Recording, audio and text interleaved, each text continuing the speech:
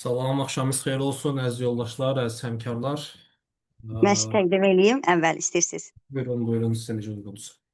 Aha, bugünkü qonağımız 9 illik pedaqoji təcrübəyə sahib olan IELTS, TESOL və Teaching Knowledge Test sertifikatlarının sahibi Eldar bəy Qardaşovdur və bugünkü mövzumuz isə beynəlxalq karyera üçün ingilis dilidir. Buyurun Eldar bəy, sözü sizə veririk. Həm özünüz haqqında danışın, həm də ki mövzuya keçid eləyək. Təşəkkür edirəm. Düşünürəm ki, özüm haqqında məlumatları sonda təqdim eləyərəm. Zaten mən baxanda görürəm ki, çoxu elə əvvəlkilərdə mənim tələbələrimdir və əksəriyyətdə hal-hazırda çoxu da elə müəllimlik fəaliyyətindən məşğuldur, xüsusən də ingilis dili müəllimi kimi fəaliyyət göstərir. Əslində yoldaşlar, təlimi bir neçə hissəyə bölmüşəm və o beynəlxalq sahədə ingilis dili hissəsinə düşünürəm ki, sonda gəlmək lazımdır. Çünki əsas tələbənin burada diqqətini çəkən faktor dil faktorudur və onun üçün 3-4 mərhələ şəklində hissə-hissə irəliləməyi düşünürəm və son 2 gündə əslində bu təlim üzərində işləyirəm ki, həm yoldaşlara, həmkarlara faydalı olsun, məlumatları özləri də qeyd eləsin. Dil öyrənərkən tələbənin qarşısında duran baryerlər nələrdir, onları necə aşmaq lazımdır və ondan sonra hamısını hissə-hissə proses şəklində qeyd eləyəcəm. Mənim danışdığım hissələrlə bağlı əgər bir sualınız olsa, zəhmət olmasa onu qeyd eləyərdiniz. Ya chat bölməsinə, ya da özünüzün yanında gələn vərəq varsa orada qeyd edib, sonda suallarınızı verə bilərsiniz. Heç bir problem yoxdur. Dil öyrənərkən əslində bizim cəmiyyətin aktual bir cümləsi var və mənim fikrimcə bu cümlə səhv cümlədir ki, deyirlər ki, uğur tələbədən asılı olan bir şeydir. Bu təkcə dil sektoruna aid deyil, təbii ki, bütün sektorlarda aid olan bir cümlədir, amma bu fikirlə mən razılaşmıram. Çünki bu 50-50 olan bir şeydir. Yəni 50% müəllim üzərinə düşən bir öhdəlik var və 50% tələbənin üzərinə düşən bir öhdəlik var. Bu müəllimlə tələbənin qarşılıqlı yanaşması, qarşılıqlı inteqrasiyası tələbənin sonunda istənilən nəticəsinə, istənilən sahədə hansı nəticə əldə etməsinə gətirib çıxaracaqdır. Çünki bizdə əksərən məsuliyyətin hamısı tələbənin üzərinə düşür, tələbənin öhdəliyinə düşür. Amma tələbə də deyir ki, yəni mən bunu niyə eləyim? Yəni müəllim məndə bunu etmək üçün məndə hansı motivasiyanı yaradıbdır, hansı həvəsi yaradıbdır? Birinci tələbənin yanında əsas məsələ odur ki, tələbəyə biz pedaqoji fəaliyyətlə yanaşı psixoloji dəstək olmalıyıq. Çünki ümumiyyətlə hansısa bir sektor üzrə özünüzü inkişaf elətdirərkən burada həmin sektor 40% təşkil edir. Yəni həmin biliklər 40%, 60% burada pedaqoji, daha doğrusu psixoloji dəstəkdir. Əgər psixoloji dəstək normal yerində olursa, tələbəyə keçdiyin fənlə yanaşı psixoloji dəstəyini göstərirsənsə, avtomatik tələbənin həmin fəndən faydalılığı artacaqdır. Məsələn, bir mövzunu izah elədiniz və müəllim hansısa bir müəllim izah elədi və müəllim deyir ki, hə, gedib oxuyub gələrsən. Amma bununla yanaşı tələb edirsən ki, narahat olma, sən bu mövzuda yaxşı olacaq, öyrənəcəksən, səhv etməkdən qorxma, hər şey yaxşı olacaq, səhv olsa mən sənə təzədən yenidən izah eləyib avtomatik həmin sahə ilə bağlı tələbənin beynində müsbət fikir oyadırsan və həmin o öyrəndiyi mövzudan əgər tələbə 30% belə deyək, fayda əldə etmişsə, o fayda növbəti dəfə 40%-ə, 50%-ə qalxır. Yəni ilk olaraq müəllim tərəfdən mən mövzuya başlamaq istəyirəm ki, biz hər şeyi tələbənin, yəni çiyinlərinə atmaq məcburiyyətində deyilik. Biz özümüz də tələbəyə dəstək olmalıyıq. Əsas məsələ yəni burada budur. Digər məsələ tələbənin dil öyrənəndə qarşılaşdığı maneələr nədir, problemlər nədir və dil öyrənərkən tələbənin etdiyi səhvlər nədir? Yəni mən özüm illər ərzində təqribən bir 10-15 min tələbə ilə işləmişəm müxtəlif sektorlarda. IELTS-dir, doktoranturadır, magistraturadır, eləcə də digər sektorlarda və burada gördüyüm əsas tələbənin elədiyi səhv nədir? Tələbədən dil biliyini soruşanda tələbə dil biliyini qrammatik biliklərə əsasən deyir. Yəni bu birinci səhvdir. Çünki qrammatika dilin belə deyək ki, ən aşağı pilləsidir. Bir insanın xarici dil biliyini ölçən əsas amil birinci danışıqdır, ikinci dinləmədir. Əgər danışıqla dinləmə, yəni normal səviyyədədirsə, yəni belə deyək də, tələbə öz fikrini çatdıra bilirsə və dinlədiyi bir prosesi 30-40%, 50% başa düşürsə, tələbənin dil biliyini normal qiymətləndirmək olar. Yəni sizdən Sabah bir gün sorsalar ki, sizin dil biliyiniz necədir? Həmin dil biliyinə qrammatikaya əsaslanıb deməyin ki, mənim dil biliyim yaxşıdır. Ola bilər ki, sizin qrammatikanız ən yuxarı səviyyədə ola bilər. Çünki bu ölkənin sistemi, təhsil sistemi son vaxtlarda əvvəlkilərə elə qurulub ki, tələbəyə qrammatik biliklər, yəni nəzəri biliklər öyrədilir daha çox. Dil biliyini ölçərkən əsas digər amilləri əsas götürmək lazımdır. Danışıqdır, dinləmədir, oxuyub başa düşmədir və yazıdır. Çünki dilin 4 ana strukturu bunlardır. İkinci tələbə, belə deyək də, gördüklərimi deyəcəm, yəni bildiklərimi. Bir də mən daha çox elmi üslubdan daha çox publisistik üslub, məişət üslubuna daha çox önəm verən adamam ki, tələbəyə öz fikrimi rahat çatdıra bilim. Digər tələbə deyir ki, mən gündə müəllim 20-30 söz öyrənsəm bəs eləyərmi? Bu söz öyrənməklə yollaşa proses bitmir. Bizim söz öyrənməyimiz, yenə deyirəm, bu nəzəri bilikdir. Biz əgər dil biliyimizi inkişaf elətdirmək istəyiriksə, orada praktiki bilik lazımdır. Praktiki nədir? Gün ərzində səhv də olsa danışmaq. Ən azından. Gün ərzində səhv də olsa danışmaq, bir də dinləmək. Ümumiyyətlə, Amerikan tədqiqat üsuluna görə dil öyrənməyin, təkcə söhbət ingilisdən getmir, bu bütün dillərə aiddir. Dil öyrənməyin 2 dənə əsas təməl yolu var. Bir danışıqdır, 2 dinləmədir. Bu yolda necə üzə çıxıbdır? Baxın, adi bir dənə nümunə göstərəcəm. Məncə bu nümunə daha anlaşıqlı olacaqdır. Ana bətnində bir uşaqdır. Uşaq dünyaya gələndən sonra səsləri bağlayaq zəhmət. Uşaq dünyaya gələndən sonra, müəyyən bir müddətdən sonra dil açıb danışmağa başlayır. Və dünyaya gəlməzdən əvvəl heç kim ya bu tələbəyə, bu şəxsə deyək də, ya qrammatika keçmir bu uşağa, ya hansısa bir söz öyrətmir, ya ona dillə bağlı heç nəyi aşılamır. Bəs həmin uşaq necə danışmağa başlayır? Düşdüyü mühitlə. Yəni, anasından, atasından eşitdikləri ilə. Düzdürmü? Elə-elə dil açmağa başlayır. Yəni, demək istəyirəm odur ki, dil öyrənmənin əsas şərti danışıqla dinləmədir. Uşaq birinci neyiniyir? Birinci cümləni səhv qurur da. Deyir ki, gəldi mama, gəldi dədə. Sonra yavaş-yavaş period keçdikcə cümlələr avtomatik, sözlər öz, belə deyək də, axarını alır, öz yolunu alır və dil açılır. Bu da vaxt aparan bir prosesdir. Bizim ümumiyyətlə cəmiyyətin əsas problemi nədir? Səbrin olmamasıdır, səbirsizlikdir. Gəlib deyir ki, məsələn, mən 3 ay ingilis öyrənmək istəyirəm, 4 ay ingilis öyrənmək istəyirəm. Deyirəm ki, baxın, mən 12 ildir artıq, 12 il dilin içindəyəm. Hələ mən öyrənib bir kənara çıxa bilməmişəm. Dil öyrənirəm yox, dil biliyimi artırmaq istəyirəm və yaxud da nə qədər vaxtda öyrənərəm. Bu cümlələr yoldaşlar səhv cümlələrdir. Nə qədər vaxtda öyrənərəm və yaxud da neçə aya qarantiya verirsiniz? Heç kimsə qaranti verə bilməz. Heç kim. Niyə? Baxın, burada 60 üzəri şəxs var, həmkar var və hamımızın beyin hüceyrələri fərqlidir. Ola bilsin ki, məsələn, mənim 3 aya qavradığım bir bölməni içinizdə bir tələbə 1 ayda qavraya bilər, ay yarımada qavraya bilər, 2 ayda qavraya bilər. Ona görə bu birinci burada əsas məsələ nədir? Tələbəyə görə yanaşmaqdır, tələbəyə görə qrupları bölməkdir. Dil öyrənərkən əsas amil danışıq və dinləmədir. Tələbə oturur qarşınızda, qarşınızda oturanda başlayırsınız tələbəni danışdırmağa. Təbii ki, səhv danışacaq. Bu normaldır. Əgər getdiyiniz yerdə, getdiyiniz bölmədə danışıq hissəsi yoxdursa, yəni 1 saat yarımlıq 90 dəqiqəlik dərsin ən azın 45 dəqiqəsini sən danışmadınsa, yəni bu çox böyük bir qüsurdur, təəssüf ki. Kitabla bu iş alınan şey deyil. Kitab nəyə yaxşıdır? Ləman xanımın sualına cavab verəcəm. Ləman xanım, sualların sonunda cavab verəcəm. Suallarınızı olarmı? Saxlayaq, mən sonda verirəm yoldaşlar. Çünki mövzunu, belə deyək də, ardıcıllığını pozmaq istəmirəm. Hə, biz bu belə deyək də, danışıqdır, bir də dinləmədir. Oturduq 90 dəqiqəlik dərsdə, 45 dəqiqəlik dərs, 90 dəqiqəlik dərsdən 45 dəqiqəsini danışmadıqsa, yəni ən azı 45, eyb yox, səhv danışıq. Onsuz da belə deyək də, dil öyrənməyə başlayan bir şəxs bir çağadır, uşaqdır. Uşaq necə inkişaf edir yoldaşlar? Uşaq yavaş-yavaş da ay-bay keçdikcə inkişaf edir. Ona ilk başlarda fərqli yeməklər, uşaqlar üçün olan yeməyi verirlər. Müəyyən bir müddətdən sonra böyüklər üçün olan yeməkdən də lazım miqdarda onu bəsləyirlər. Dil öyrənməyə başlayan bir adam da çağadır. Çağa necə inkişaf edir? 1 ay, 2 ay, 3 ay, 4 ay. Çağa birdən-birə 1 yaşdan 4 yaşa atlamır ki, ortadakı o periodları keçir də. Bizim əsas məsələmiz, problemimiz nədir? Səbrin olmamasıdır. Biz istəyirik ki, 3 aya, 4 aya belə deyək də, rahat şəkildə danışaq.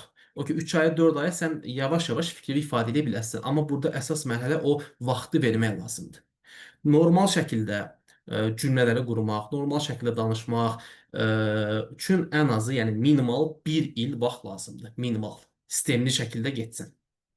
Məsələn, mən çox rastlaşmışam, tələbə gəlir, bir aydır da, bir ayda mən bu adamda inkişafı görürəm. Görürəm ki, məsələn, əvvəl cümlələri ardada deyə bilmirdi. İndi ən azı 100%lik cümlənin 60%-ni düzgün qurur. Amma bunu özü görmədiyi üçün deyir ki, məndə inkişaf getmir. Məsələn, bu kimi problemlər var.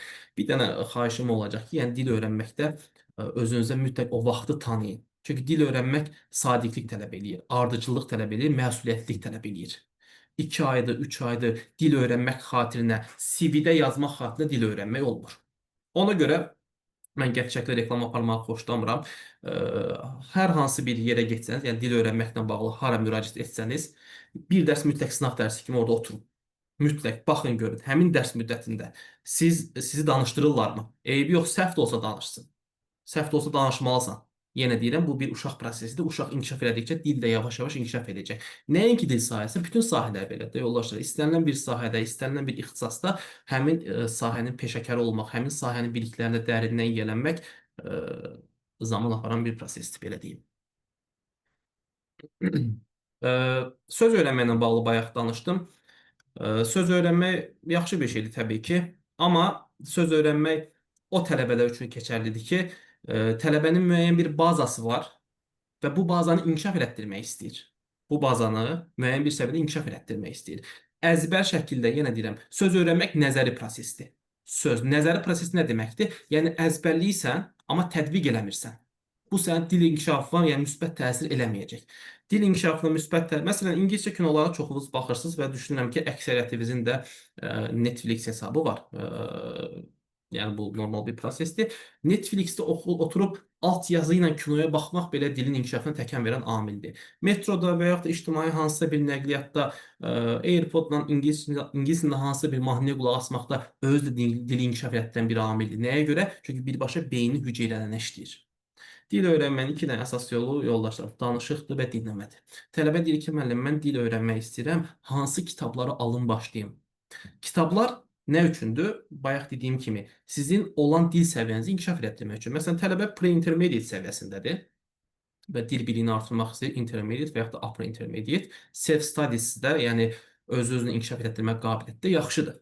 Hə, onda kitablar və yaxud da digər, belə deyək də, informasiya mənbələri tələbəyə kömək edə biləcək. Amma sıfırdan başlayan bir tələbənin qarşısında bismillah, buyur kitab, bu mövzuda oxu gəl, düzgün bir addım deyil. Birinci əsas məsələ, əsas amil səbr amilidir.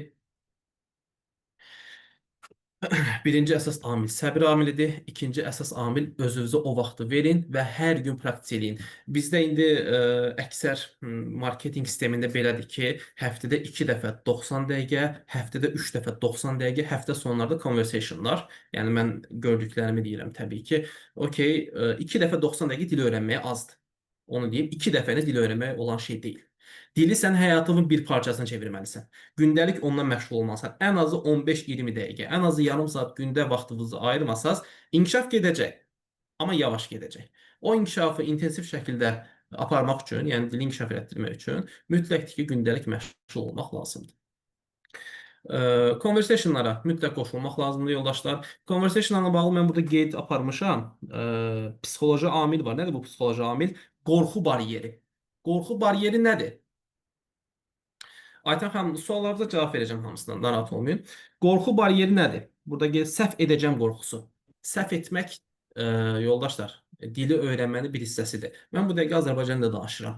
Və təqribən 15 dəqiqədə danışıram, 15 dəqiqədə bəlkə də 1000-dən çox səhv etmişəm. İndi aranızda Azərbaycan dil müəllimləri varsa, onlar təbii ki, bunu daha yaxşı bilərlər. 1000-dən çox səhv etmişəm.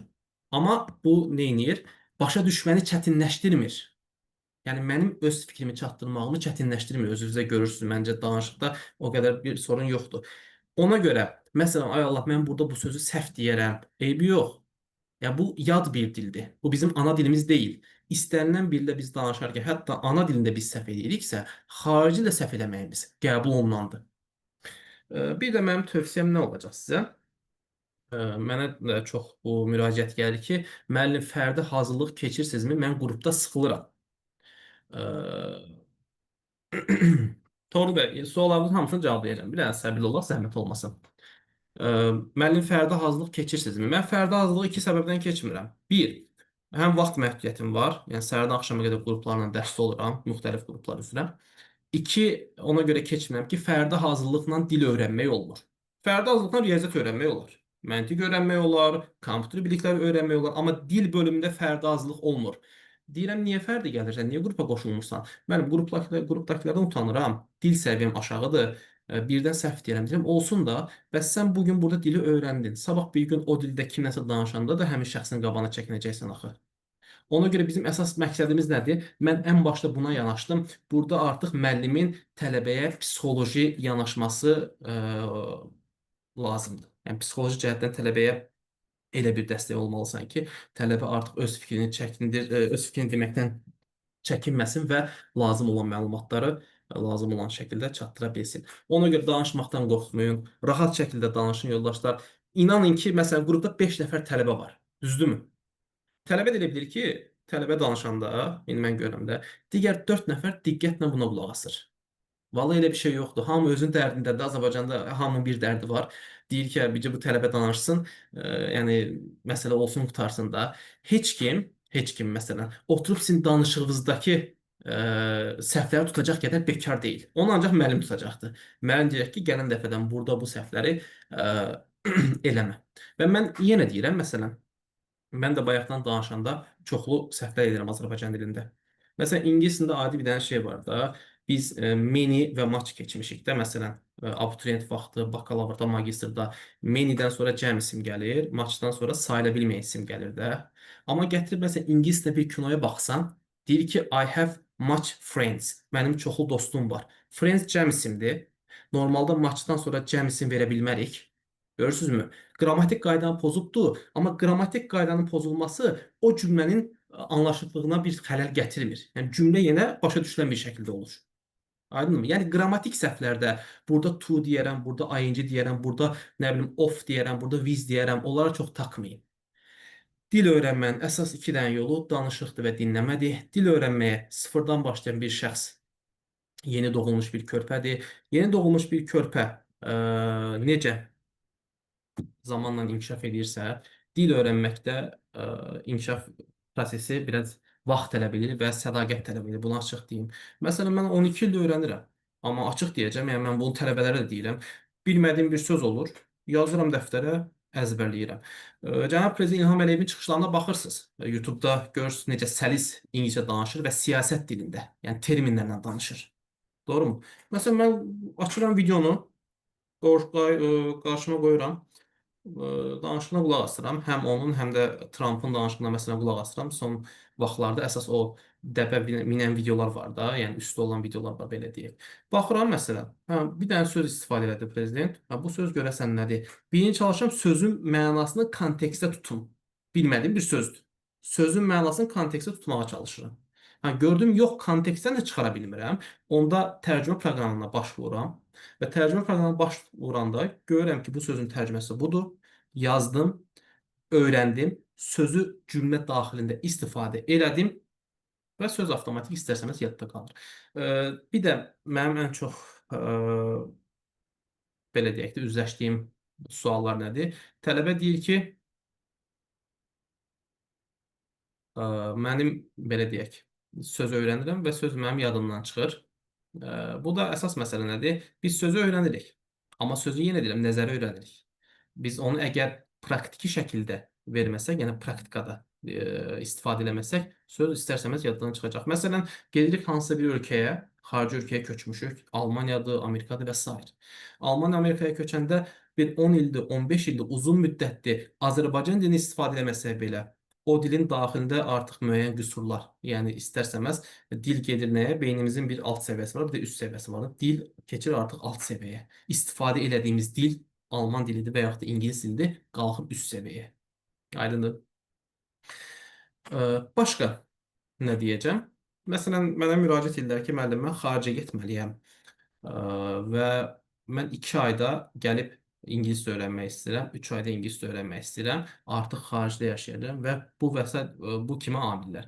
Deyirəm ki, sənin gəlib bura pul tökməyə ehtiyac yoxdur. Sən onsuz da burada 3 ay öyrəndiyin bilikləri orada məcbur qalıb 15 günə, hətta o biliklərə daha çoxuna da yiyələnib öyrənəcəksən. Məcbur.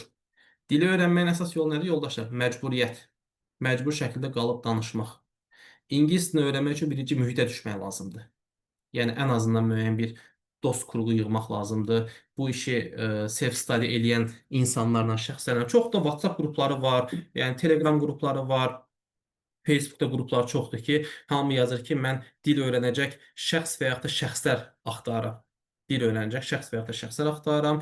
Necə eləmək olur onu? Müəyyən qruplar halında yığıb, onda biz istədiyimiz nəticəni əldə edə bilərik. Başqa burada mən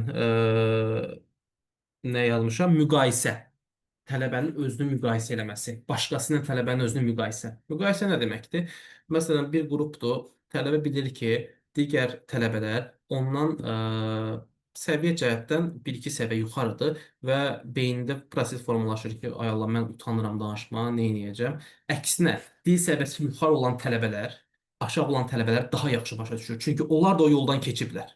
Onlar da o hal-hazırda zəif olan tələbənin yolundan keçiblər.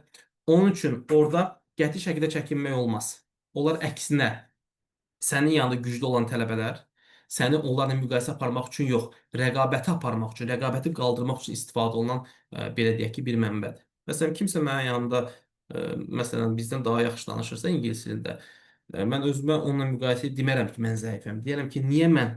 Yəni, məndəki boşluq hardadır? Deməli, o məndən güclü danışan tələbə nə vaxtsa, hardasa bir şeylər düz eləyibdir. Nə vaxtsa hardasa məndən bir il daha çox praktika eləyibdi. Bir il daha çox kinoya baxıbdı. Bir il daha çox ingiliscə danışıbdı.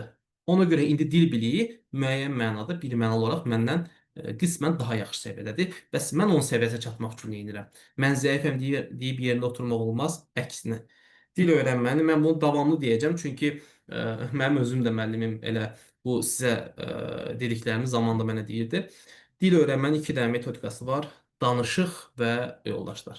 Dinləmə. Danışıq, dinləmə, danışıq, dinləmə. Bunlar əsas amillər. Sonra burada mən nə qeyd eləmişəm? Motivasiya yanaşması. Motivasiya yanaşması nədir? Kiçik qeydlər.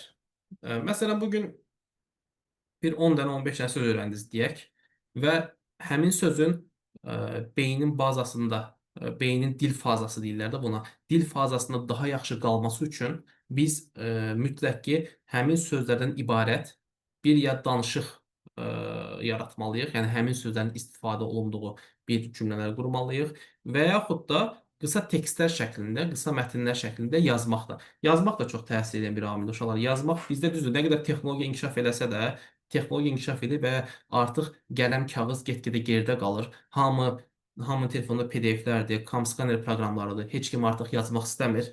Amma nə qədər texnologiya inkişaf etsə də, beyni inkişaf elətdirən, beyni saxlayan amillərdən biri, yəni beynin yarımkürələrini saxlayan amillər hansılardır? Bir yazmaqdır. Yəni yazmaq da çox inkişaf elətdirən nüanslardan biridir. Suallarınıza sonda hamısına baxacağam. Başqa. Dil öyrənəndə lazım olan amillər. Səs yazma metodikası. Səs yazma metodikası nədir? Səs yazma metodikası odur ki, siz, məsələn, mən hansısa bir mövzu qoymuşam ekrana, deyək ki, mənim hobilərim nələrdir adlı bir mövzudur və WhatsApp-da səs açıram və həmin mövzu ilə bağlı başlayıram danışmağa. Eyb yox, səhvdir, sövdür. Necə gəldi danışıram, heç bir problem yoxdur. 2 dəqiqədə, 1 dəqiqədə nə qədər danışırsınız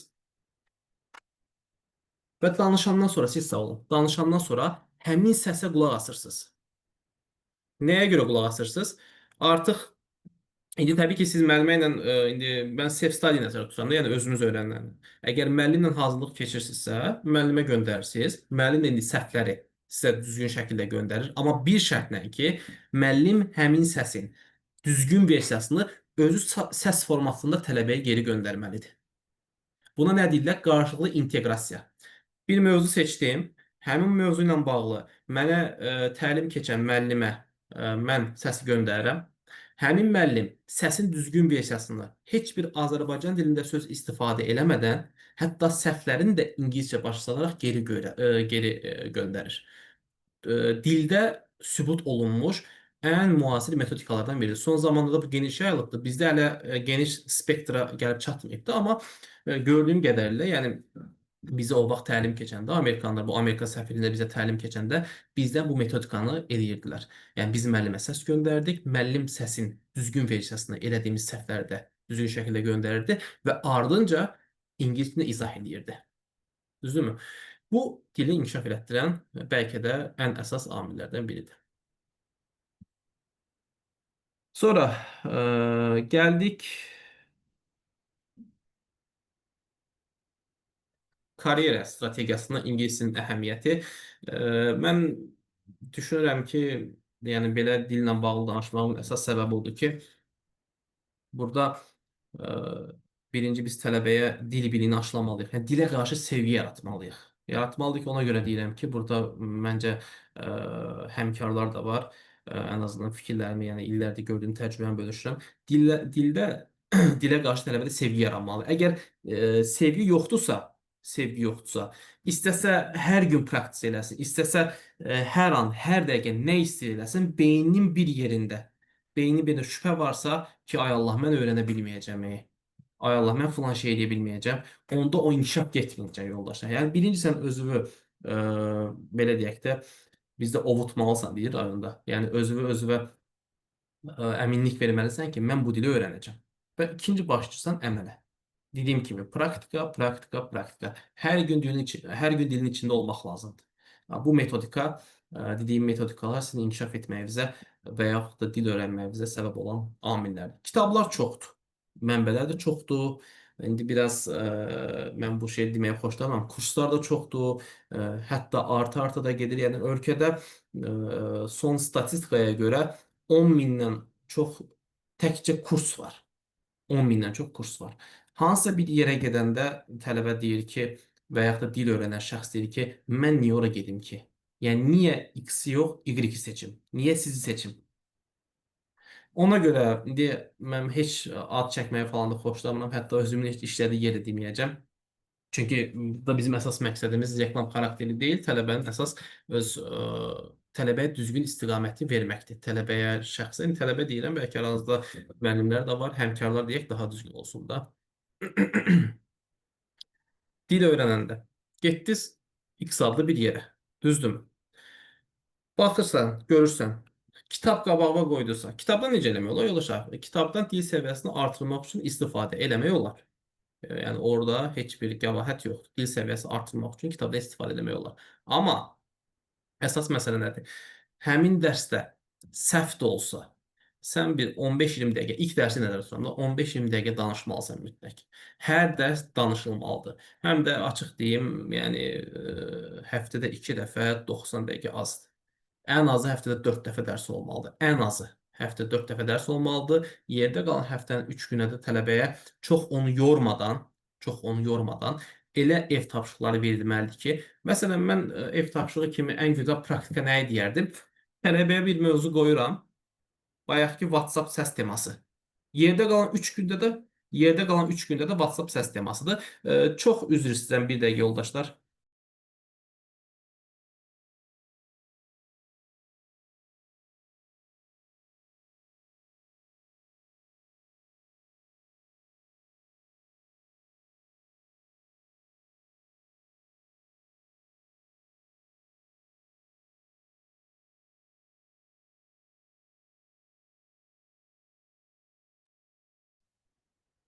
Aha, çox üzr istəyirəm yoldaşlar. Hə, yəni getdiyiniz yer və yaxud da yerlərdən mütləq şəkildə tələb eləyin ki, yəni sizi dərsdə danışdırsınlar. Səhv də olsa danışdırsın və danışanda qəti şəkildə burada qorxmağa, çəkinməyə heç bir gərək yoxdur. Çünki bu bizim ana dilimiz deyil. Səhv eləmək normal amillərdir. Bir də bayaq qeyd elədiyim kimi, sırf CV-də yazmaq xətrinə dil öyrənməyin bir mənası yoxdur. Yəni hə, mənim pre-intermediate sertifikatım var. Gedim kursa, pre-intermediate-ə qədər qalxım, sertifikatı götürüm və sabah bir gün CV-də qeyd edeyim ki, mənim sertifikatım var. Yox. O sabah bir gün sizə hardasa bir problem yaradacaq. Dili öyrənməyin, dili belə deyək də, nə qədər vaxtda öyrənirəm, yox, nə qədər vaxtda mən dilimi inkişaf elətdirə bilərəm, nə qədər vaxtda mən dilimi aça bilərəm, bunlar üzr istəyirəm, əsas amillər bunlardır. Sonra başqa yoldaşlar, bu ingilis dili ilə bağlı, yəni mənim illərlə gördüyüm tələbənin elədiyi, şəxslərin elədiyi səhvlər idi. Yəni bunları mümkün qədər, yəni yadımda qalanlar bunlardır. Yenə nəsə hansısa bir amil mənim xatırlasam onu sizə qeyd edəcəm. Dünyanın bu dəqiqə Çinlərdə belə bir söz var. Deyir ki, neçə dil bilirsənsə, o sayda insansın. Nə qədər dil bilirsənsə, o sayda insansan. Yəni bu elə belə bir söz deyil. Biz bu dəqiqə tələbənin əsas ə, belə deyək, çəkindiyi amil nədir? Qarşılaşdığı problem deyir ki, mən universiteti bitirmişəm, yaxşı maaşlı iş tapa bilmirəm və yaxud da universiteti bitirmişəm, filan yer mənə iş vermir, məndən təcrübə tələb eləyir. Səsləri bağlayaq zəhmət olmasa. Mhm. Filan yer məndən filan qədər təcrübə tələb eləyir və deyir ki, CV-ni istəyir. CV-ni də boş görəndə avtomatik həmin başvurduğu ünvandan rədd cavabı alır. Ümumiyyətlə universitetlə bağlı onu qeyd edeyim ki, bu biraz da strategiya ilə, karyera ilə bağlıdır yoldaşlar. Universitetin 4 illik biliyi mühazirə deyirlər də bizdə. Mühazirəsi bizim şəxsi inkişafımız üçün yetərli deyil. 4 il müddətində universiteti bitirəndən sonra o tələbələr belə deyək ki, inkişaf edir ki, o tələbələr qabağa gedir ki, 4 il müddətində onlar müəyyən dil biliklərinə yiyələniblər, müəyyən təcrübə proqramlarında iştirak ediblər, kompüter biliklərini artırıblar və eləcə də digər amillər. Yəni o 4 il müddəti bizə boşuna verilmir. Heç fikirləşmisinizmi niyə universitet 4 ildir? Niyə məsələn 3 il deyil, niyə 2 il deyil və yaxud da niyə 5 il deyil indi? Bəzilərində 5 illikdir təbii ki, o heç. Yəni 4 il müddətində ali məktəb deyirlər də bizdə. Nəyə görə bu normal məktəbdən fərqi nədir bəs bu ali məktəbin? Ali məktəb universitet səni təkcə oxuduğun ixtisas üzrə yetişdirmir. Həm sənin bir fərd kimi, ona görə ona ali adını veriblər də. Yəni sən artıq ali bir fərdə çevirsən. Cəmiyyət içində davranış qaydalarını öyrənirsən. Niyə görə universitetdə normal müəllimlər dərs keçmir? Yəni ən azı universitet dərs demək üçün sənin magistratura dərəcən olmalıdır və yaxud da dosent və yaxud da professor, eləcə də digər amillər. Orada universitetə ona görə ali məktəb adını veriblər ki, bu tələbəyə o biliklərlə yanaşı artıq bunu bir insan kimi formalaşdırsın. Və bu insan kimi bunu yetişdirsin. Yəni hər tərəfli yetişdirsin. Həm cəmiyyət içində işləmək bacarığını yetişdirsin, cəmiyyət içində iştirak eləməkdir. Sabah bir gün iş yerinə gedəndə özü necə aparmalı lazım olduğundan bağlı bütün o universitet yəni adamı yetişdirir. Təbii ki, 4 illik müddətdə bunlar yetişir, amma əsas 4 illik müddətdə o tələbə qabağa gedir ki, məsələn mən də təbii ki, hansısa bir rayondan, hansısa bir kənddən gəlmişəm Bakıya. Mən də məsələn Bakıya gələn kimi ilk işim ə, ingilis dili kursuna yazılmaq oldu. Dil biliyim yaxşı olduğu üçün indi kursun adını çəkməyəcəm, reklam olmasın deyə. Dil biliyim yaxşı olduğu üçün birinci kursdan endirim qazandım və başladım X adlı bir kursa getməyə də. Yəni adi bir tələbə kimi normal ingilis dili öyrənməyə gedirdim ki, sabah bir gün 3-cü kursda, 4-cü kursda mənim artıq əlimdə dil biliyim olsun, əlavə bir ixtisasım, bir sənətim olsun da belə deyək. Və artıq mənim keçdiyim yolda müəllim elə bir müəllim idi ki, yəni məni motivasiya edirdi. Yəni bunu belə eləyirdi. Həm çox qəşəng dərs keçirdi. Sizə burada dediyim eyni metodikanı o mənim üzərimə tətbiq eləyirdi. Mən bugün onun çörəyini yeyirəm, açıq deyim. Sabah bir gün istəyirəm ki, sizin də dil bilikləriniz olsun və həmin dil biliklərindən lazım qədər faydalanasınız. Artıq mən universitetin birinci kursunda başladım və məni qabağa aparan ən böyük amil oldu ki, mən 4-cü kursa qədər dayandırmadım. Yəni 4-cü kursa qədər, təqribən 4 il eləyir də, dil öyrənməyə dayandırmadım. Davamlı şəkildə getdim. Davamlı şəkildə yaz, yay, payız, qış. İndi təbii ki, arada bir ay falan o elə belə bir şeydir. Məsələn, rayona falan gedirdik. Onlar normal şeylərdir. Amma 4 il müddətində hətta mənim müəlliməm kursdan çıxdı. Mən də onun arxasınca çıxdım və müəlliməm hardadırsa, çünki müəllimə yaxşı müəllim olduğu üçün ondan belə deyək də dil öyrənməyə davam elətdirdim. Və artıq 3-cü kursda oxuyanda müəllimə dərsə gəlmirdi. Mənə deyirdi ki, Ellar, sən mənim dərsimi keçərsən. Yəni sən bugün bilirəm ki, sən bunu keçərsən, mən gəlməyəcəm filan vaxt. Üzr istəyirəm. Bunlar hamısı nədir yoldaşlar? Mən məsələn dil öyrənməyə aparan ən böyük amil hansı amildir? O işə olan sevgimdir. işə olan sevgimdir. Yəni o dil öyrənməyi sevirdim. Yəni illər keçdikcə, aylar keçdikcə bundan ləzzət alırdım. Məsələn 50 sözsə özümə yəni beynimə qoymuşdum ki, mən bu qədər yəni hələ də bilmədiyim söz var. Qoy mən bunu biraz da öyrənim. Qoy mən bunu biraz da öyrənim. Üstünə qoyum. Bir müddətdən sonra görürəm ki, artıq dil biliyi formalaşıbdır. Müəyyən belə deyək də öz danışığımla ə, səslərə bağlayaq zəhmət olmasa. Öz danışığımla qarşımdakı insana fikir çatdıra bilirəm. Bu və yaxud da digər amillər hamısı bizim ə, belə deyək də inkişafımızı aparan əsas amillərdən biridir. Dil öyrənmək yenə deyirəm, karyerada ən böyük xəzinədir. Hətta mən xəzinədir deyərdim buna. Çünki sənin ingiliscə bilməyin sənin bir olan qapını 3 eləyir, 3 olan qapını 5 eləyir. Amma burada bir balaca da belə deyək də özümüzü də ora-bura vurmalıyıq.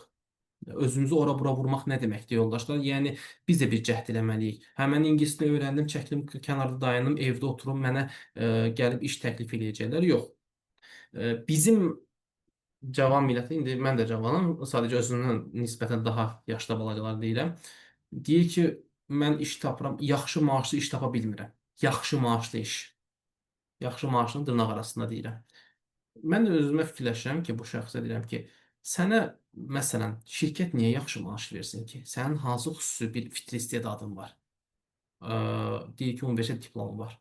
Deyirəm ki, universitet diplomu məsələn bu ölkədə sözümə görə çox üzr istəyirəm, ümid edirəm mən kimi yanlış anlamaz, ən aşağı şeydir yəni. Əsas nəyə baxırlar? Dil biliyim var, kompüter biliyim var, praktikam var. Bunları qazanmaq lazımdır. Bunlar da 4 il müddətində universitet zamanı qazanmaq lazımdır, amma hələ də təbii ki, gec deyil. Nə dil öyrənmək üçün, nə istədiyiniz peşəyə, işə yönəlmək üçün gec deyil. Yəni bunlar hamısı yaxşıdır. Sonra burada mən suallarınızı qeyd eləyərdiniz.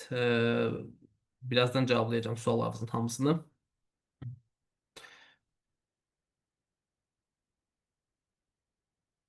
Hə, sertifikatlar qeyd eləmişəm. Nədir bu sertifikatlar yoldaşlar? IELTS və TOEFL sertifikatı. Daha çox xarici universitetdə oxumaq üçün, xarici universitetlərdə başvurmaq üçün hər universitetin özünü bilirik ki, xaricdə təhsil şərtləri var. Eləsi var IELTS istəyir, eləsi var TOEFL istəyir, eləsi var Duolingo istəyir, eləsi var hər üçünü istəyir. Ya da hər ikisini istəyir. Yəni hər ikisini istəyir nə deməkdir? Yəni ikisindən biri olsa kifayətdir, yetərlidir. Aydınmı? Bu sertifikatlarda mənə deyir ki, IELTS çünki beynəlxalq yol deyəndə yoldaşlar, yəni beynəlxalq karyera deyəndə orada ilk gələn şey beynəlxalq dil sertifikatlarıdır. Bu 3 dənə adını çəkdiyim sertifikat IELTS, TOEFL və Duolingo sertifikatları. Bunlar tələbələrə aid olan sertifikatdır. Yəni müəllimlə bir əlaqəsi yoxdur. IELTS ilə bağlı. Yəni ki, içinizdə IELTS və ya TOEFL almaq istəyən var. Bizdə belə bir şey var. Pre-IELTS deyirlər. Amma yoldaşlar, yəni pre-IELTS adi bir General English hazırlığıdır. Yəni normal dil öyrənmə strukturudur. Dilin səviyyəsini artırırsan ki, çünki dil bazası aşağı olan bir tələbəyə IELTS, TOEFL, SAT və yaxud Duolingo dərsləri keçmək qoşulmaq tövsiyə olunmur. Tələbə müəyyən bir müddətdən sonra dil biliyini artırandan sonra ən azı intermediate ya da upper intermediate səviyyəsinə gələndən sonra adını çəkdiyim sertifikatları əldə etmək üçün kurslara qoşula bilər. Aşağı səviyyədən qoşulsa sizin üçün çətin olacaq. Yəni tövsiyə edirəm ki, ilk başda dil biliklərini biraz artsın. Dediyim metodika ilə, yollarla dil biliklərini artırırsan, ondan sonra əsas məsələ nədir? Ondan sonra əsas məsələ həmin bu sertifikatları əldə edirsən. IELTS sertifikatının müddəti 2 il keçərlidir və 2 il müddətində siz istənilən xarici universitetə, belə deyək ki, başvura bilərsiniz. Ölkə daxilində də müəyyən mərkəzləri var ki, həmin mərkəzlər də sizdən IELTS sertifikatı tələb eləyir ya da dil biliyi sertifikatı tələb eləyir. Bu mütləq adını çəkdiyim sertifikatlar olmaya da bilər ölkə xaricində. Məsələn, ölkə daxilində. Məsələn, upper intermediate sertifikatınız varsa, intermediate sertifikatı varsa, rəsmi beynəlxalq dərəcədə olan bir sertifikatlar varsa, onları siz qeyd edə bilərsiniz. Dili inkişaf elətdirmək üçün yenə deyirəm, dinləmə. Xanım sual vermişdi dinləmə ilə bağlı. Dinləmə ilə bağlı əsas necə inkişaf olar? Təbii ki, adı üstündə. Bu şey dinləməklə. Hər gün yarım saatdir, 40 dəqiqədir, indi 1 saatdır, nə qədər müddət ayırırsınızsa, həmin müddət əsasında belə deyək, filmlər ola bilər, mahnılara qulaq asa bilərsiniz. TED Talks yazılır. TED Talks YouTube-da. Düzdür, biraz çətindir, amma çox idealdır. Sözləri də çox mükəmməldir. TED Talkslar orada hətta Azərbaycanlılar da var danışan, məşhur Azərbaycanlılar da var danışan. Onların danışığına baxıb yəni qulaq asıb listening bacarığınızı, dil biliyinizi inkişaf elətdirə bilərsiniz. Mən məsələn dinləməyə qulaq asanda həmişə yanımda qələm və bir lüğət dəftəri olur. Çünki istərsəməz dil biliyində həmin dildə danışan şəxslər, yəni ingilislər müxtəlif sözlərdən istifadə edirlər və həmin sözləri, məsələn bilmədiyim bir sözdür, həmin sözü qeyd edib yazıram. Bilmədim, yazıram. Baxıram ki, həmin sözün cümlədə bu adam necə istifadə edibdir. Həmin cümləni öz-özümə deyirəm. Sabah bir gün ingilislərlə kiminlə danışanda həmin sözdən istifadə etməyə çalışıram. Aydındır yoldaşlar. Yoldaş sual verib ki, sıfırdan dil öyrənmək üçün. Sıfırdan dil öyrənmək üçün yoldaşlar, mən yenə bunu qətiyyətlə qeyd edirəm. Məsələn, bir metodist olaraq bunu deyə bilərəm ki, mənim qarşımdakı tələbənin dil biliyi, yəni sıfır da olsa, o həmin ilk dərsdə mütləq şəkildə danışmalıdır. Mütləq şəkildə ilk dərsdə danışmalıdır. Eybi yox, səhv danışsın. Eybi yox, qoy mən ona mama, papa, digər sözlər öyrədim. Problem yoxdur. Amma o müəyyən bir dərsdən sonra, müəyyən bir səviyyədən sonra artıq mənim deməyimə ehtiyac qalmadan cümlələri özü ardıcıl şəkildə nə edəcək? Ardıcıl şəkildə quraşdıracaqdır. Dil öyrənmənin əsas yolu danışıqdır və bir də dinləmədir. Təbii ki, ilkin fazada müəyyən sözlər lazım olur. Əsas dilin bünövrəsini təşkil edən sözlər lazım olur. Siz bir dənə davamlı şəkildə ingilislə məşğul olsanız görərsiniz ki, təxminən bir 5000, 6000 dənə sözdür ki, ortada fırlanır. Çox bir nə yoxdur. Gündəlik məişət dilində bir 5000, 6000 sözdür ki, davamlı şəkildə sirkulyasiya edir. Dəyişmədən olduğu kimi qalır. Ona görə söz öyrənməyi, sözləri öyrənməklə yanaşı onları praktiki şəkildə istifadə etmək lazım olan əsas amillərdən biridir. Başqa burada mən nə qeyd eləmişəm? Bir dənə baxaq. Başqa qeyd elədim. Bir şey, yəni hamısını qeyd elədim. Hə, bir də burada mühitdə ünsiyyət demişəm. Mühitdə ünsiyyət. Mühitdə ünsiyyət nə kimi qeyd eləmişəm mən bunu? Aha. Siz əgər ingilis dilini öyrənsəz, yəni onu beyninizdə fikirləşin ki, dünyanın 75% ilə ünsiyyət qura bilərsiniz. Dünyada 75% insan ya əsas dil kimi, ya da ikinci dil kimi ingiliscə danışır.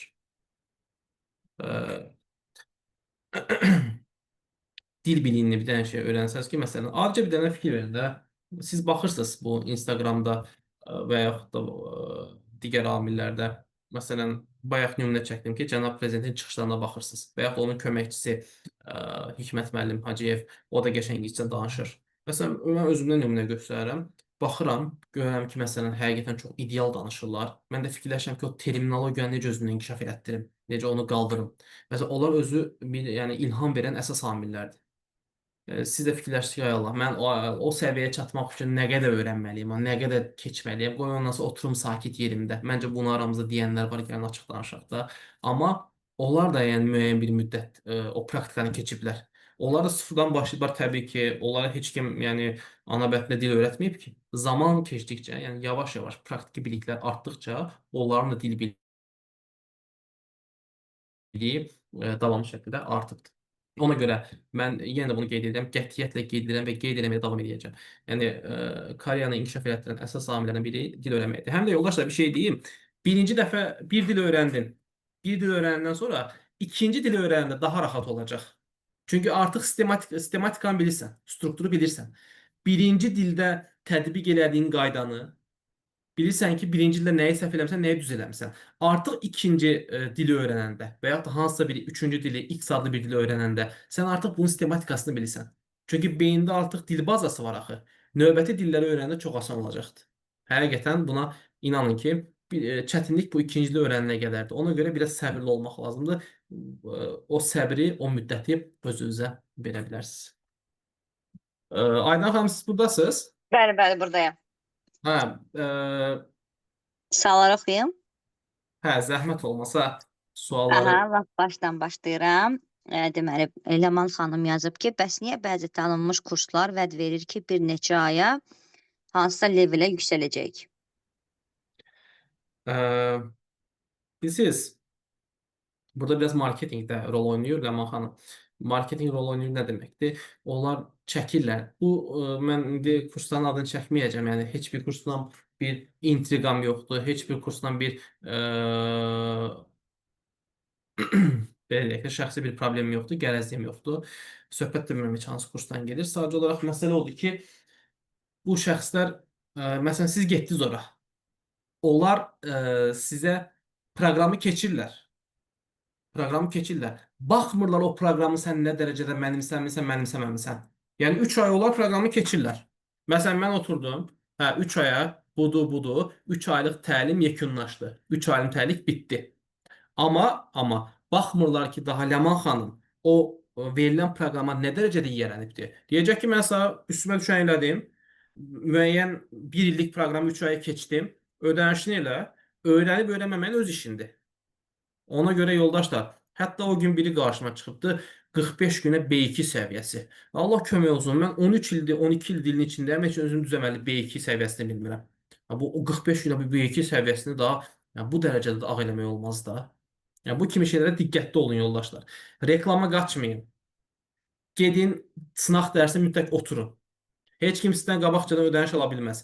Gedin sınaq dərsində oturun. Sınaq dərsində oturandan sonra əgər həmin dərsə danışmadınızsa, səhv də olsa danışmadınızsa, açıq deyirəm ki, yəni çıxın gedin.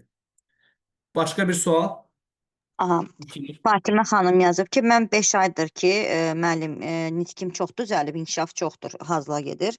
Amma mənə yetərli gəlmir, mövzudan kənar soruşacağam. Mən özüm magistra hazırlaşmaq üçün hansı vəsaitdən istifadə edə bilərəm? İkinci kursam, həmçinindən üzərinə düşmək istəyirəm, hazırlıqsız. Magistr üçün Fatimə xanım tezdir. Üçüncü kursdan başlasanız daha yaxşı olar. Üçüncü kursdan başlayırsınız magistr hazırlığına və tövsiyəm odur ki, hal-hazırda getdiyiniz kursda davam eləyin. Heç nəyə dayandırmayın. Çünki 5 ay müddətində əgər siz özünüzdə inkişafı görürsünüzsə, o özü böyük bir amildir zaten. 5 ay müddətli inkişaf varsa o özü böyük bir amil. Dayandırmayın, davamlı şəkildə kursa gedin. Magistratura 3-cü kursdan başlasanız bəs eləyəcək. Yəni indidən başlamağın ehtiyacı yoxdur. 3-cü kursda ya bilmirəm, mənə yazarsınız, kimə yazarsınız, fərq yoxdur. Mən istiqamət verirəm. Çünki növbəti illərdə artıq magistraturaya danışıq da əlavə olunacaq ingilislə, speaking də əlavə olunacaq. Və speaking də əlavə olunandan sonra artıq bu belə deyək də proqram gedəcək General English proqramında. Ona görə siz düzgün yoldasınız və inkişaf da gedirsə onu dayandırmayın. Yəni, davamlı şəkildə gedin. 5 ay müddətində belə deyək də orada Aristotel çıxacaq bir şey yoxdur. Zamanla özünüz növbəti 5 ayda inkişafı daha da görəcəksiniz. Sadəcə bunu dayandırmayın. Yəni, əsas mən dediyim odur ki, səbirlə, təmkinlə bu yol üzrə gedin. Aha, daha sonra Aytən xanım yazıb, salam, mən doktoranturaya self-study hazırlaşmaq istəyirəm, səviyyəm A2-dir, nə məsləhət görürsünüz? Aytən xanım, siz yəqin ki, mənim doktorantura səhifəmi görmüsünüz. Mən yəni bir neytral adam kimi yaxınlaşsam buna. YouTube-da doktorantura videolarını açıq-aşkar paylaşan bir yeganə şəxs mənəm. Eldar Qardaşov yazsaz, orada göy profil şəkli olan videoların hamısı doktorantura ilə bağlıdır. O videolara baxıb keçən 44 bal yığan tələbə var idi. Sırf doktoranturada o videolara baxıb 44 bal yığan tələbə var idi. Siz mənə yazarsınız, çünki orada biraz proqram genişdir. Mən necə lazım istiqamət verəcəm? Təbii ki, təmənnasız, heç bir ödəniş olmadan istiqamət verəcəm, kömək edəcəm sizə. Doktoranturada sizə imtahandan keçirəcəm, narahat olmayın. Daha sonra Toğrul bəy yazıb, mən ikinci kursam, IELTS-a hazırlaşmaq istəyirəm, indidən tez olar və ya mənə nə məsləhət görürsünüz? Toğrul bəy, əgər dil biliyiniz A1, A2-dirsə, General English kursuna gedin birinci. Üçüncü kursa qədər, ya dördüncü kursun əvvəlinə qədər dil biliyinizi B1, B2 səviyyəsinə qaldırın, ondan sonra IELTS-a hazırlaşın. Zaten dil biliyi B1, B2 olandan sonra IELTS hazırlığı 3 aylıq bir prosesdir. Yəni IELTS hazırlığı özü nədir? 3 aylıq bir prosesdir. Birinci əsas məsələ nədir burada? Dil biliyini artırmaq. Yenə deyirəm yoldaşlar, dil biliyi inkişaf etdirmədikcə IELTS-dir, SAT-dir, TOEFL-dır, bu kurslara getməyin bir anlamı yoxdur. Çünki bu hazırlıqlar dil biliyi olan tələbələrdən başlanılır. Yəni mən sıfırdan gedirəm IELTS hazırlığına. Yox. Heç nə eləyə bilməyəcəm. Çünki IELTS-in zaten özünün səviyyəsi B2 C1-dır. Mən məsələn A1, A2-yəmsə, gəlib IELTS proqramından nə başa düşəcəm? Ona görə birinci dil biliyini artırmaq.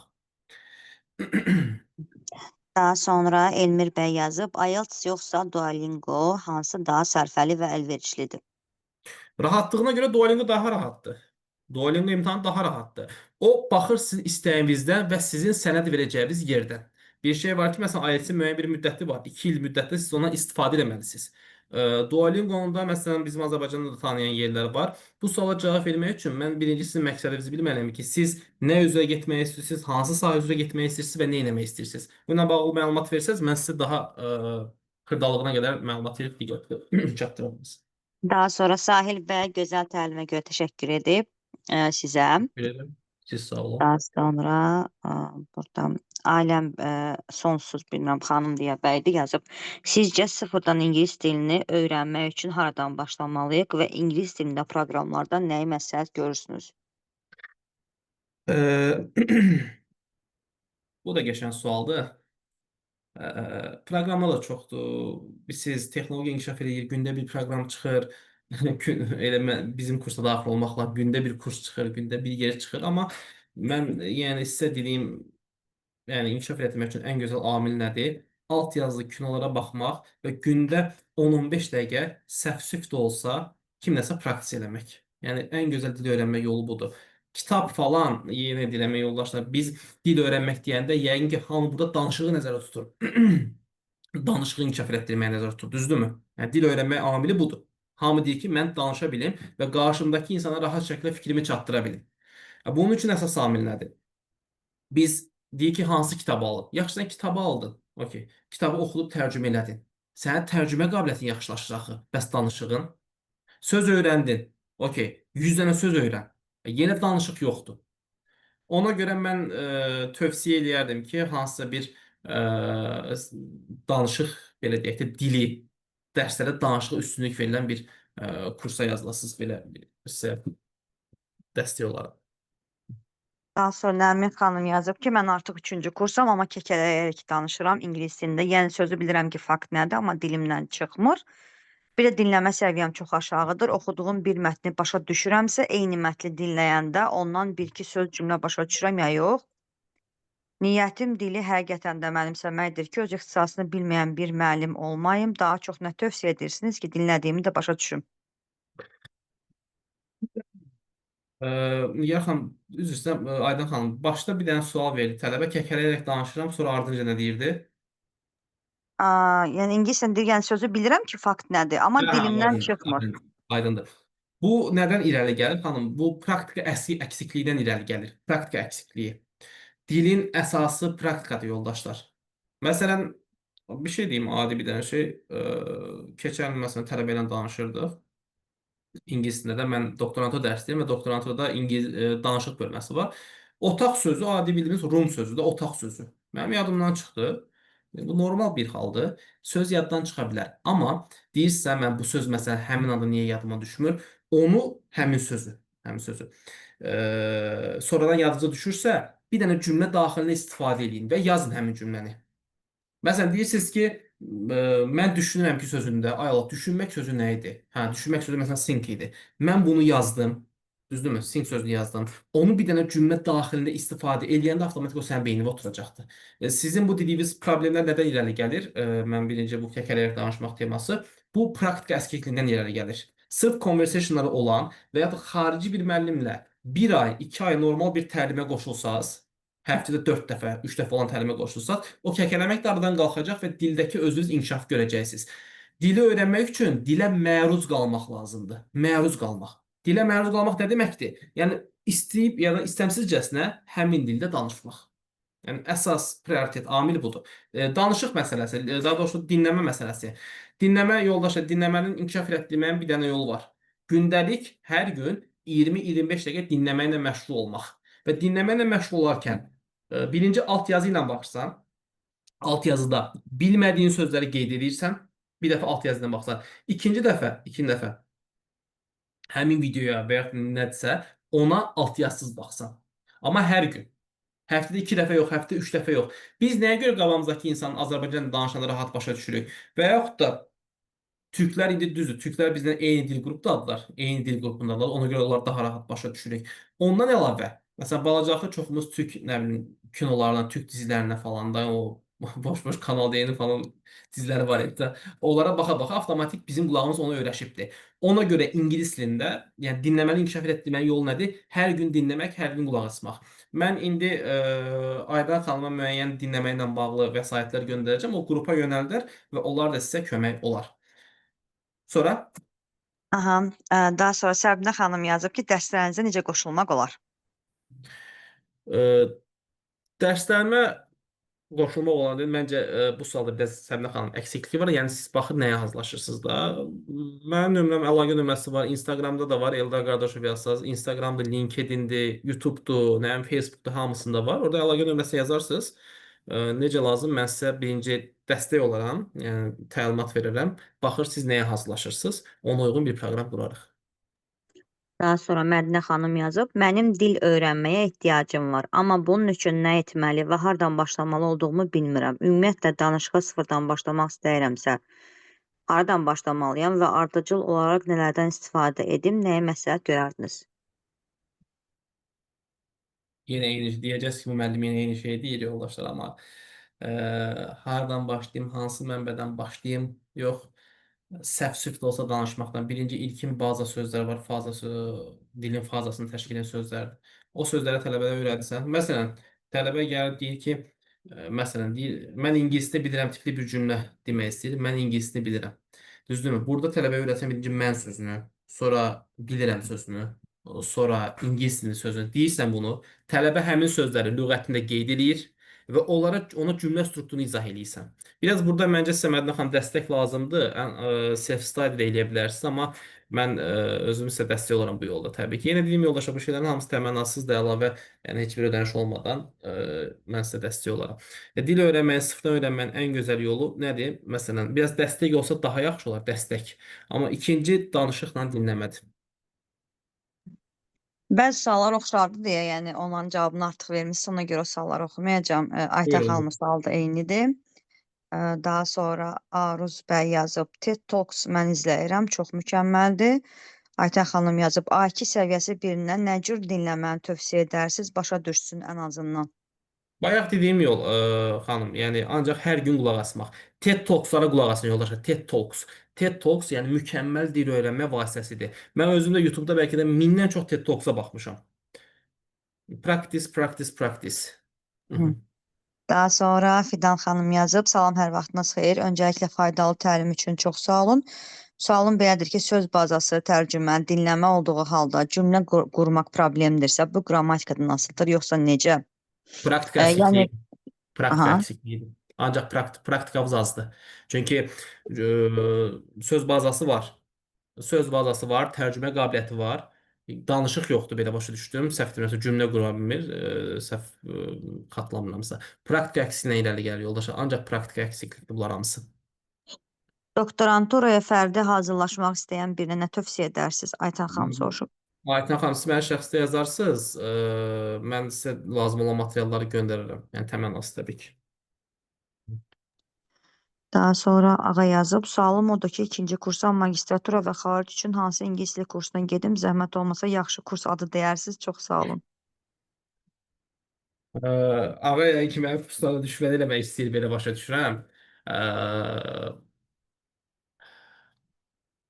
Nə deyim Aydan xanım bu suala? Mən bildirim ki, Eldar bəy özü master nömrə 1-də çalışır. Mən bildiyimə görə tək bir kursda işləyirsiniz də, yoxsa səhv bilirəm?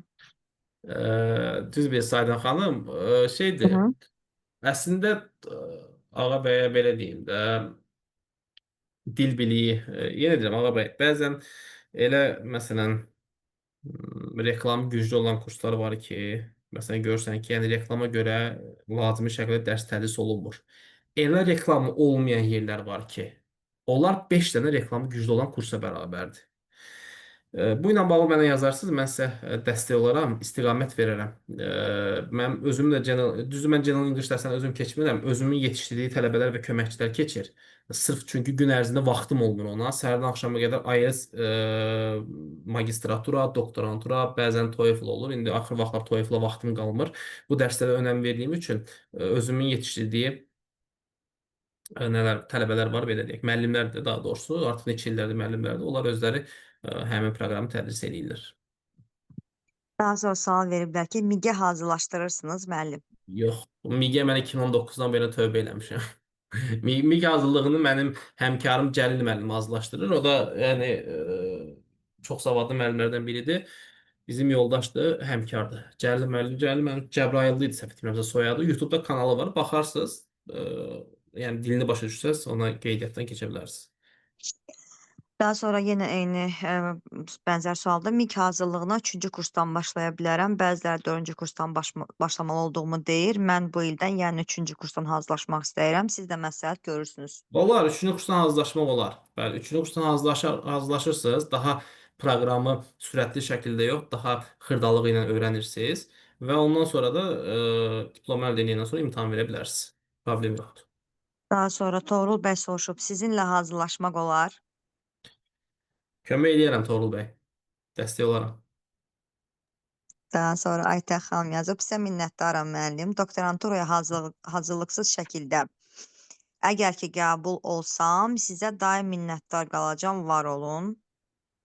Valla mən düzü belə biraz təvəzzükarlıqdan kənar çıxacaq. Reklamı çox xoşlamıram. Keçən il bəlkə mənim YouTube kanalımdan qəbul olan 20-dən çox namizəd var idi. Ən yüksək nəticədə 44-dür. Təkcə belə deyim də o YouTube kanalı bir xəzinədir. Mən neytral adam kimi deyirəm, neytral adam kimi də, yəni o doktorantura üçün hər bir şey, hətta oradakı mətnlərin biri də gəlib qəbula düşmüşdü. Hər bir şey o YouTube kanalında mövcuddur. Eldar Qardaşov yazsa olsa bir dənə kanal gələcək. Orada doktorantura ilə bağlı hər şey var Aytən xanım. Amma mən yenə də sizə belə dəstək olacağam. Yəni sizə qəbul elətdirərəm, narahat olmayın.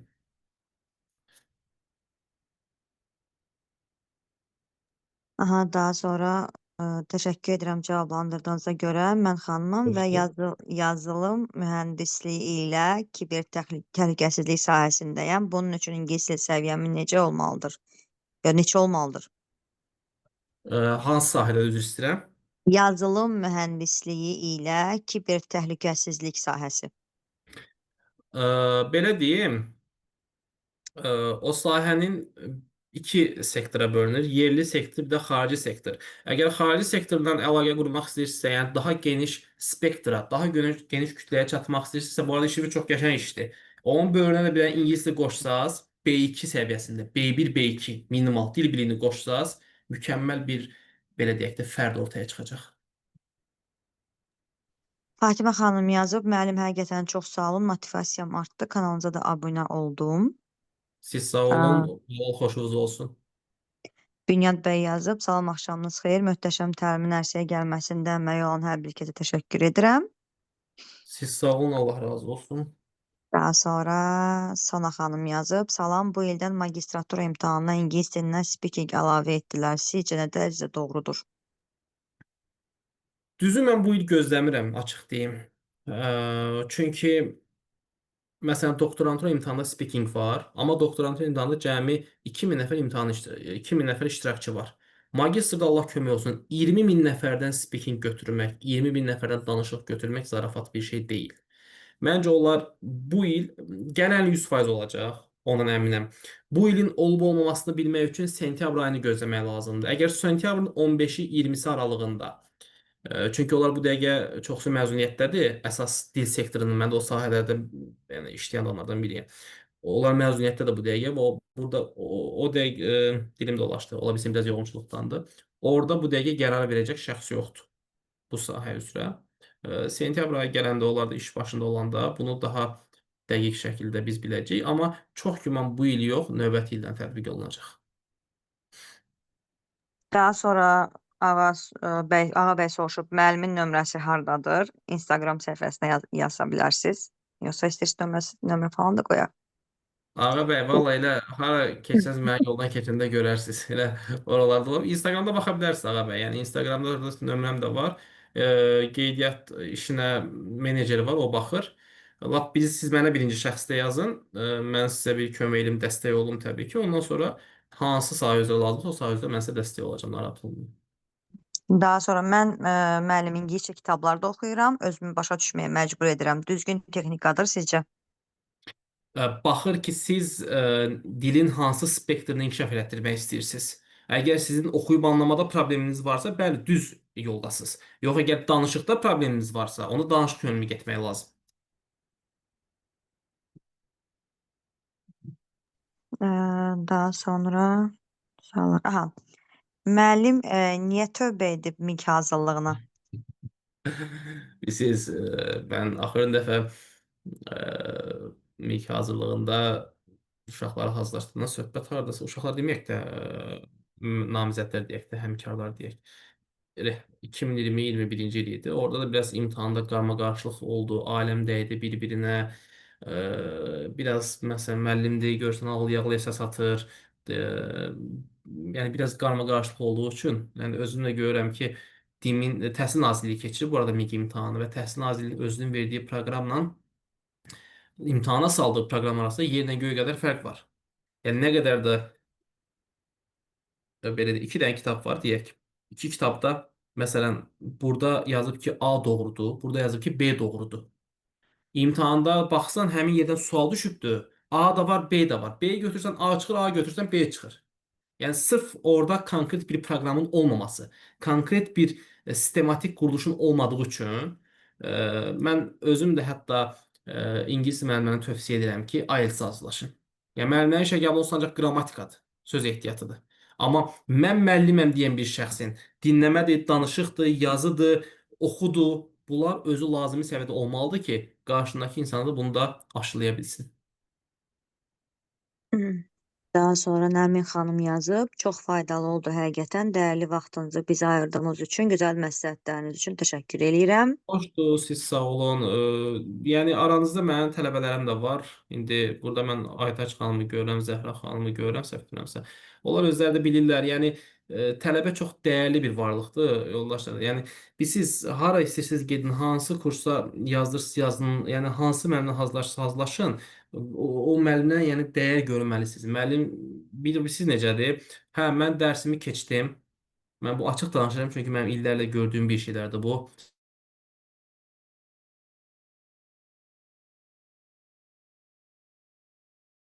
Mən dərsimi keçdim, tələbə pulunu ödədi. Mal gəlir. Arada donur belə səsiniz. Hə, bayaq mən megabaytla qoşulmuşdum. O zəng gəldi deyə arada internet getdi. İndi normal gəlir yəqin ki. Aha, bəli, bəli. Aha, tamam. Yəni demək istədim nədir yoldaşlar? Demək istədim odur ki, e, belə izah edeyim də. Məsələn, tələbə yazılıbdır kursa, məsələn də deyirəm, mən dərsimi keçirəm, tələbə ödənişini ödəyir, istəyir oxusun, istəyir oxumasın, yox, bu belə olan şey deyil. Bizim müəllimlər əslində müəllim deyəndə, müəllim həm psixoloji cəhətdən, həm pedaqoji cəhətdən tələbəyə dəstək olmalıdır. Çünki müəllim özü də bir psixoloq olmalıdır ki, bu tələbənin suallarını cevablaya bilsin. Tələbə olur, məsələn, qrupda 20 nəfər olur, görürsən ki, 2 dənə tələbə sıxılır, sual verə bilmir, çəkinir. O problemi, o bariyeri aradan qaldırmaq lazımdır. Ona görə hara gedirsə, gedin yoldaşlar, düzgün seçim önəmlidir, diqqətli olun, yəni. Mən bunu bir tələbə kimi edirəm, bir müəllim kimi yox. Aha, Sahil bəy yazıb, gözəl, səlis, nitkiniz, izahlarınız üçün çox sağ olun, təşəkkür edirəm, Sağ var olun, olun Sahil yazıb. bəy. Aha, Fatimə xanım yazıb, axşamınız xeyir, əvvəla gözəl təlim üçün təşəkkür edirəm. Mən özüm ingilis dili müəllimiyəm, amma bəzən özümün peşəmdə peşəkar olmadığımı düşünürəm. Müəllim olaraq özümü daha da inkişaf etdirmək üçün nə məsləhət görərdiniz? Fatimə xanım, siz sağ olun. Məncə o fikri beyninizdən uzaqlaşdırın ki, mən peşəkar deyiləm. Peşəkar olmaq onsuz da ki, belə deyək ki, bir zaman tələb edir, bir vaxt tələb eləyir və bir şey də unutmayın ki, ən böyük özünü inkişaf etdirmək üsulu, ən böyük öyrənmə üsulu, ən yaxşı öyrənmə üsulu öyrətməkdir. Məsələn, mən bu dəqiqə sahib olduğum biliklərin, deyək ki, mən biraz belə deyək də təvəzzükar olum, 80% deyək biliyim varsa, bunun bir 50%-ni tələbələrdən öyrənmişəm, dərs keçə-keçə. Siz dərs keçməyə davam eləyin. Məsələn, mən 4-cü kursda artıq ingilis müəllimi kimi işləyirdim, amma eyni zamanda kursa da gedirdim. Nəyə görə kursa gedirdim? Daha mükəmməl olmaq üçün. Mən tövsiyə eləyəcəyim nədir sizə? Özünüzü inkişaf etdirmək üçün. Baxır, birinci, yəni məsələn, hər bir müəllimin özünün müəyyən bir boşluğu olur təbii ki. Xarici təlimçi ilə təlimə qoşulmaq, dil təliminə, speaking təliminə qoşulmaq müəllimi inkişaf etdirən ən gözəl amildir. Writing təlimi ən gözəl amildir. Teacher traininglər olur. Teacher traininglər. Onlara qoşulun. Teacher traininglər olur. Yəni düşünməyin ki, mən bunu nə eləsəz sizin üçün faydalıdır, nə eləsəz, hansı təlimə qoşulsanız faydalıdır.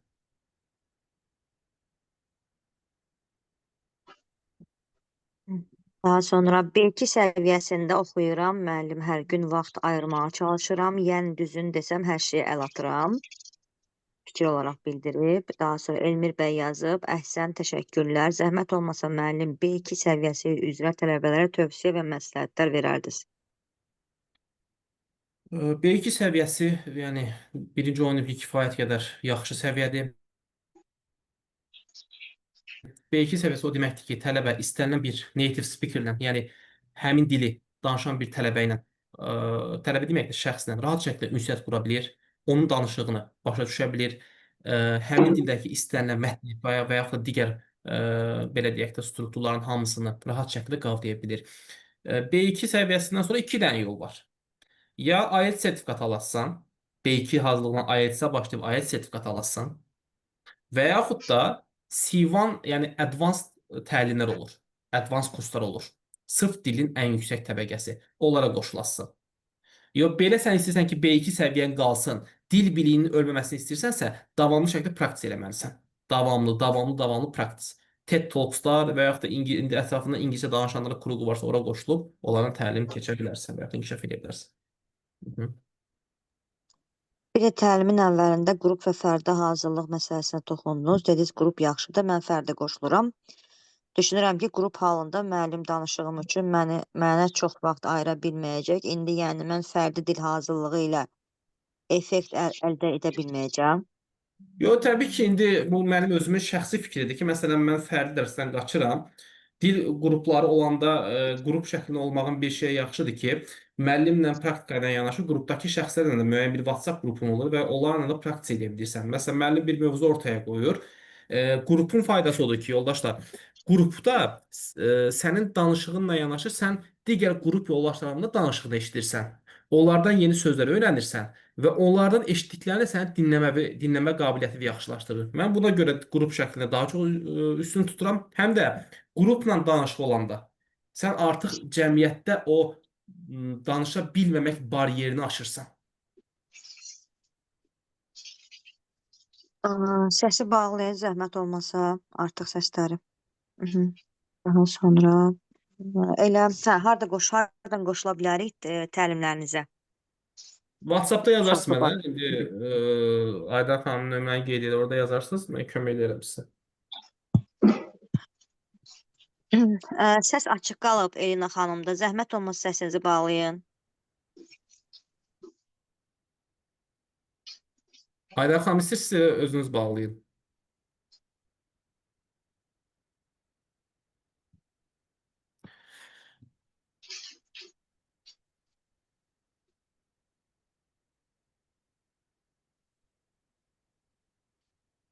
Yoldaşlar, başqa belə sualı olan varsa, belə səsi açıq da sual verə bilər, amma bir mane olmamaq şərti ilə.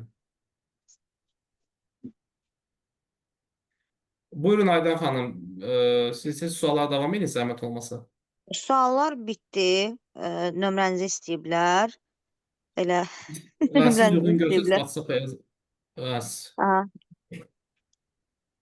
Buyurun. Yəni biz WhatsApp qruplarında sizin Instagram səhifənizi orada bildirəcəyik. Kimlər sizə yaza bilərlər, geri dönüş eləyə bilərlər.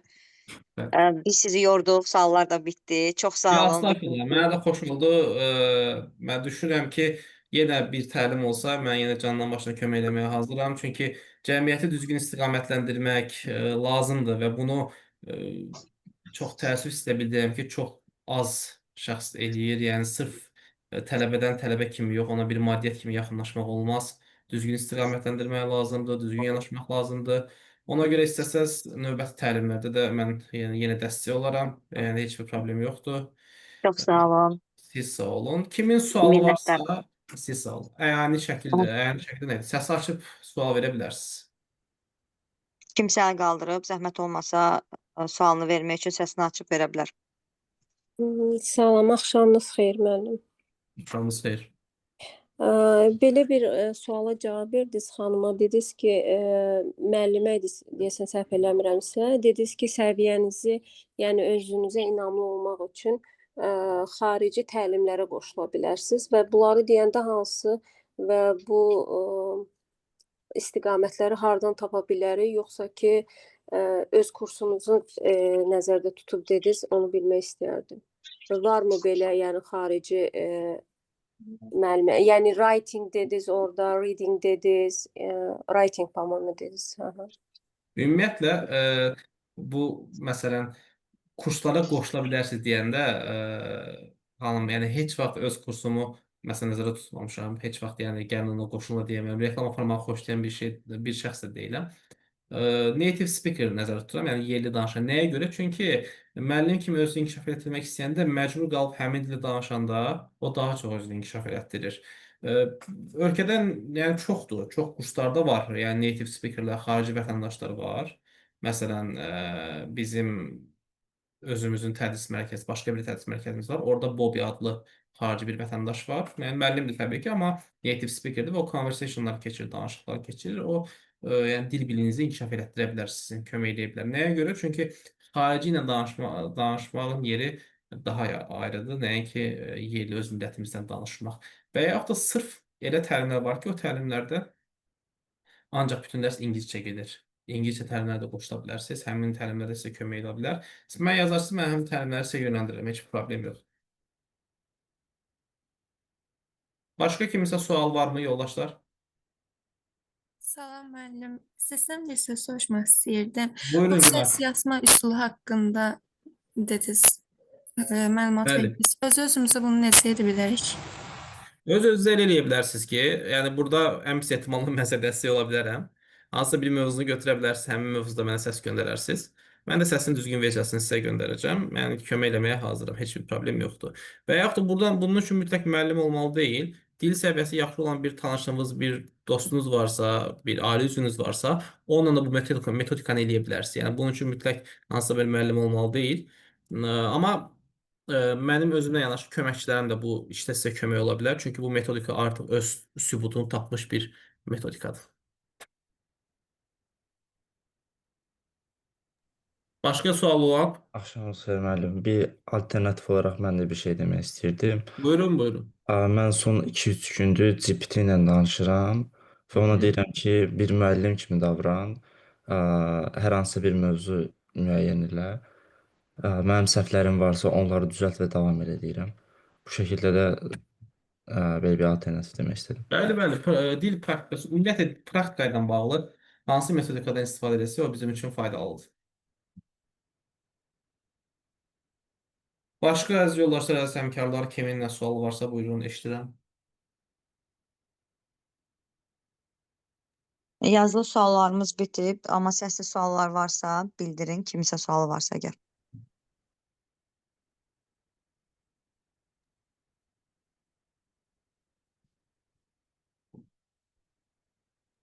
Məncə suallar bitib. Oldu. düşünürəm. Çox Çox sağ gözəl olun. təlim oldu. Möhtəşəm təlimə görə minnətdaram. Siz sağ olun. Çox Siz möhtəşəm idiniz. Axırıncı hala gətirmək lazımdır. Davamlı hala gətirmək İnşallah. lazımdır. Bir də bizim akademiyada olacaq.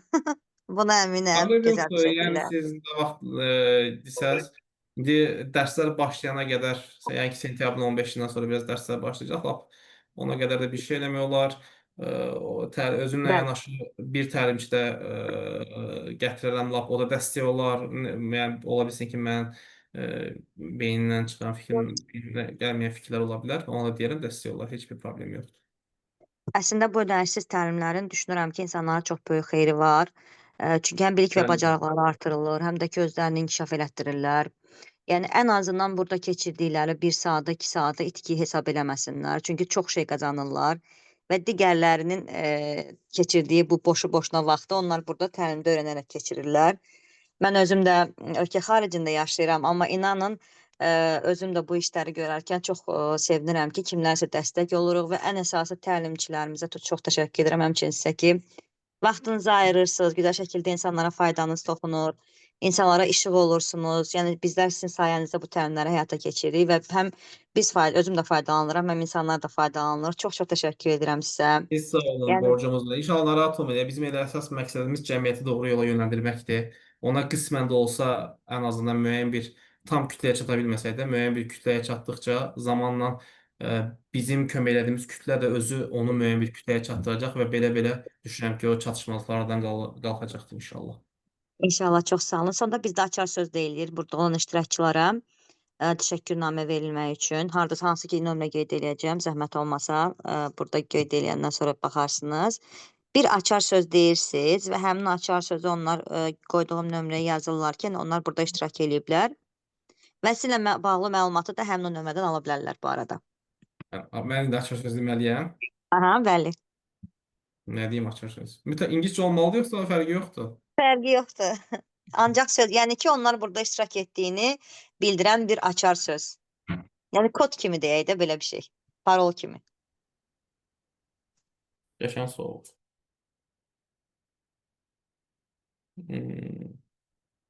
Siz ani sualları heç sevmirəm. Nə ola bilər açar söz? Bilmirəm, İngilizcə deyək də onda.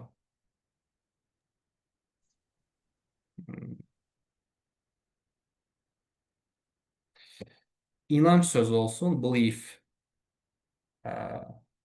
Aha, İnan, mən inan. yazım bura o Ha. zaman. Belief, inan sözü olsun. Hı -hı. Yox, Bu bu deyil. sözü Bu hansını dediniz? inanmaqdır. Hə, bu feil Aha. forması. Ha, mən yazım istəyirsiniz. Ha, bəli olar. Ha, mən yazım. Bu da onun isim forması. Hə, mən feil formasına başa düşdüm, üzr istəyirəm. Hə, nə olacaq olan şeydir. Çox sağ olun, bir daha minnətdaram. Bura qatılan hər Siz kəsə sağ təşəkkür olun. edirəm. Siz sağ İnşallah olun. axarlı olması Görüşərik. diləyilə. Çox Nə sağ vaxt olun. lazım oldu, Minnəttar. mən hazıram. Çox Gecəniz sağ olun, xeyir. minnətdarım. Sizin də gecəniz xeyrə, hər kəsin gecəsi xeyrə. Sağ olun. Sağ olun. Sağ olun.